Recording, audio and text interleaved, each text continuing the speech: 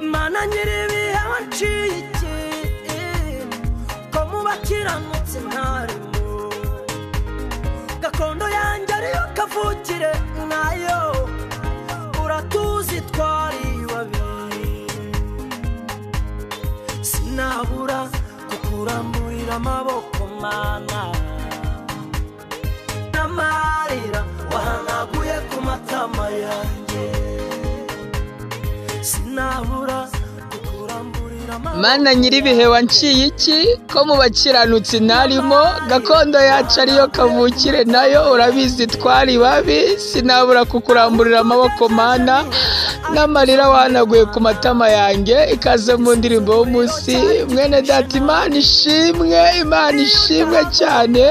kubera yuko natwe twabaye abana b'Imana ndagira ngo ushingiye kuri gakondo twagiye duturukamo bamwe baba barafunzwe abandi baba barabuze urubyaro abandi baba barabuze abagabo abandi batarabonye naho bakubaka akazu gato kubera gakondo twagiye tuvamo ariko Imana itareba uburanga ntireba igihagararo ndetse ntireba aho umuntu avuka Dawidi yaravuze ngo iyo ngiyo nzajya nyikorera icyo cyatumye Pawulo agera mu Bakorinto arabandikira aravuga ngo nicyo gituma uhereye none tutazagira uwo dutekereza dukurikije amasekuruza ngo nubwo ariko twatekerezaga Kristo ariko noneho ntitukimutekereza dutyo ngo kuko umuntu wese iyo ari muri Kristo aba ari icyaremwe gishya ngo ibya kera biba bishize ngo dore byose biba bihindutse bishya Imana ishimwe ko ibya kera byanjye byashize bigahinduka bishya ubu nkaba ndi icyaremwe gishya muri Kristo Yesu Imana ishimwe ko itakurikije gakondo y'iwacu Imana ishimwe ko ntakibarirwa muri gakondo ya kera izina ry'Uwiteka rihabwa icyubahiro